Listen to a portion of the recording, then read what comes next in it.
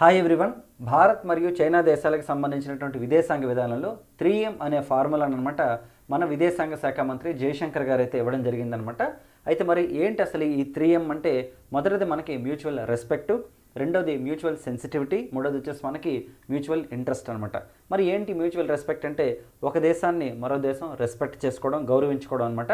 రెండోది మ్యూచువల్ మనకు వచ్చేసి సెన్సిటివిటీ అనమాట. ఇదేంటంటే మనకి సరిహద్దు ప్రాంతాల్లో ఎలాంటి ఉద్రిక్తతలు లేకుండా మనం కాపాడుకోవడం మ్యూచువల్ సెన్సిటివిటీ అనమాట. మరి మ్యూచువల్ ఇంట్రెస్ట్ ఏంటంటే మన దేశం మరియు చైనా దేశంతో కలిపి ట్రేడ్ అనమాట. ఇప్పుడు మనకి అమెరికా విపరీతమైనటువంటి సుంకాలు విధించినటువంటి నేపథ్యంలో మ్యూచువల్ ఇంట్రెస్ట్ ఇండియాకి చైనాకి ఉండాలనే ఉద్దేశంతో జయశంకర్ గారు అనమాట ఈ M3 ఫార్ములాని అయితే మనకి ఇవ్వడం జరిగింది.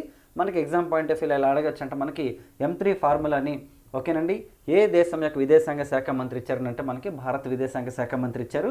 లేదా M3 ఫార్ములా అనేది ఏ దేశానికి సంబంధించి